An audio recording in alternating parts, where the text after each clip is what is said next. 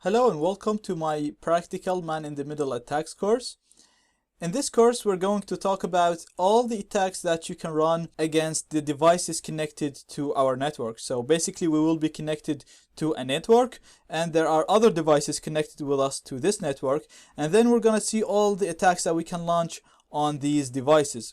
So we're going to be able to capture any type of data that is sent within our network, whether this data is passwords, URLs, videos, images, messages, anything that any device does on the internet within our network, will be able to capture it.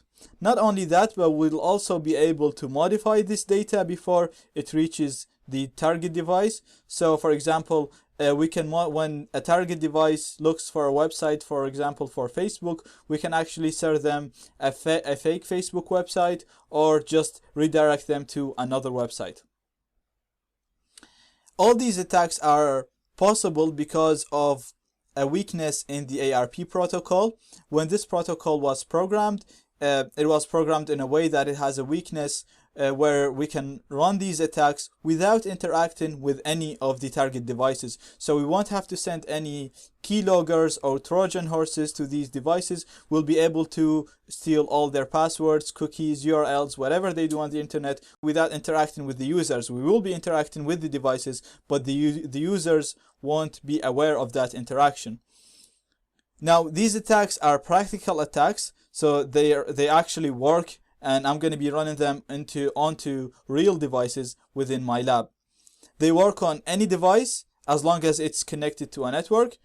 So it's going to run on phones, tablets, computers, whether they run Linux, Mac OS, or Windows. Basically, just because all of these devices use ARP, which has this flaw.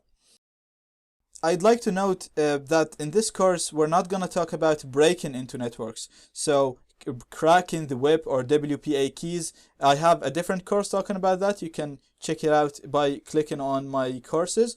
But in this course, we're going to assume that you are connected to a network. So whether this network is a wired or a Wi-Fi network, you should have connection to the network. So you should be able to successfully connect to the network. Then you'll be able to run these attacks.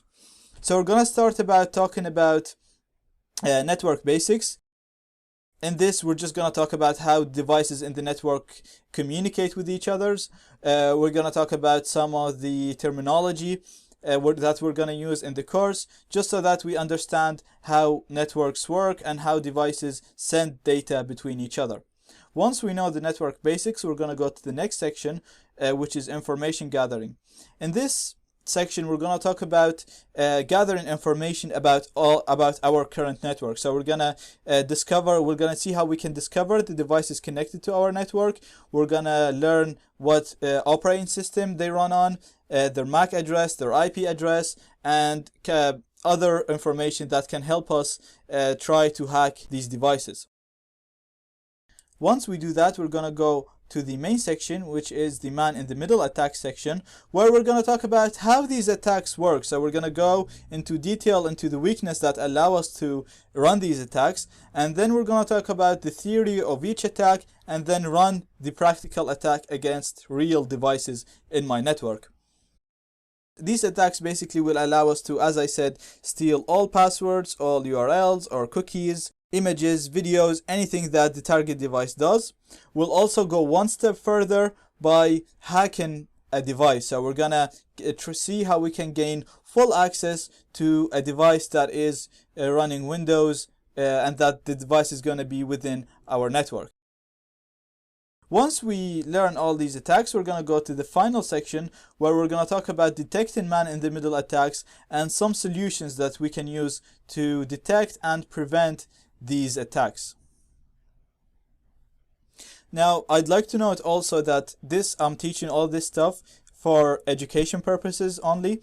I'm not teaching it to teach people how to hack other devices. The reason that I'm teaching this stuff is in order to be able to secure your network or your company's network, you need to know how hackers will attack it so that you can secure it. So this course is for educational purposes only, and all the attacks I'm going to be running them on my own devices inside my own network.